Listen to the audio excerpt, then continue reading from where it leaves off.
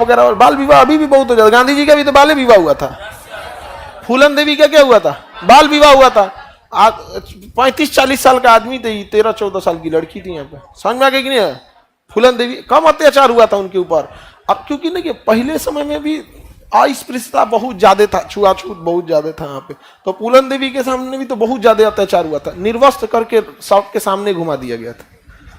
सोचिए किसी महिला का 25-30 आदमियों ने रेप करके और निर्वस्त्र करके सबके सामने घुमाया। सबसे खतरनाक आदमी होता है एक शरीफ इंसान, जब उसके अंदर से जीने की ख्वाहिश खत्म हो जाए, फिर वो परमाणु बम से नहीं डरता है। एक महिला उसने कहा अब बचल कौन चीज ससुरा। एक समाज ने जाति के नाम पे हमेशा प्रताड़ना किया यहाँ पे। उसके बाद उसी समय फूलन देवी ने डाकुओं का गिरोह शामिल की और उसके बाद एक एक को चुन चुन के मार दिया। बिहार में, चंबल में,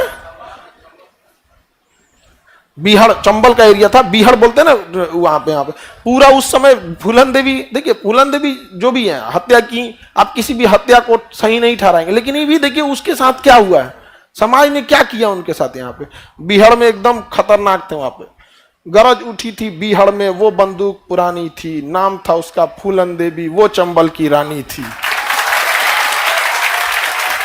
और तो महिलाओं पे बहुत अत्याचार, किसी पे ज्यादा अत्याचार कीजिए, कितना देर तक बर्दाश्त करेंगे?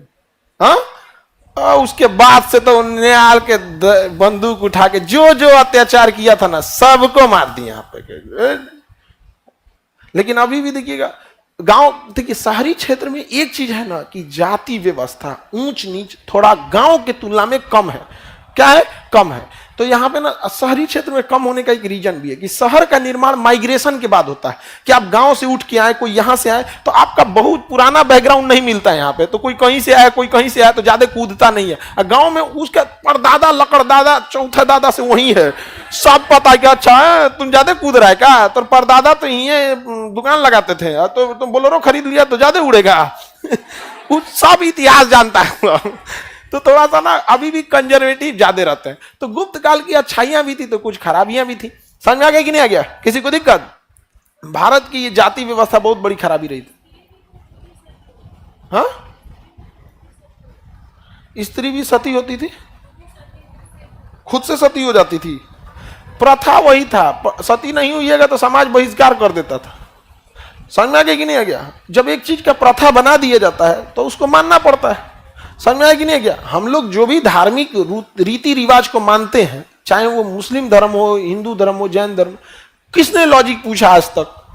मम्मी को देखे जैसे पूजा पाठ करते हुए, जैसे नमाज पढ़ते हुए, वैसे हम लोग भी फॉलो करते हैं। तो उस समय जब सब सती प्रथा था तो सबको सती प्रथा था। और जब किसी की मृत्यु होती है ना, उस दिन इंसान भावनाओं में होता है। खास करके अगर किसी की पति की मृत्यु हो जाए तो उस दिन वो भावनाओं में होता है। अब किसी का बेटा मर जाए, उसकी माँ कितनी भावनाओं में रहेगी, उसको चढ़ा देगा पूरा समाज, मर जाओ, वो चढ़ जाएगी, मर जाए अपने बेटवा के साथ।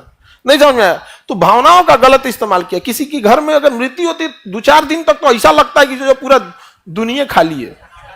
उसके बाद धीरे धीरे वक्त जो होता है ना, गहरे से गहरे जख्म को भर देता है। हालांकि ये गलत बात है। वक्त किसी जख्म को नहीं भरता है, बल्कि वक्त के साथ हम उस दुख दर्द के साथ जीना सीख लेते हैं।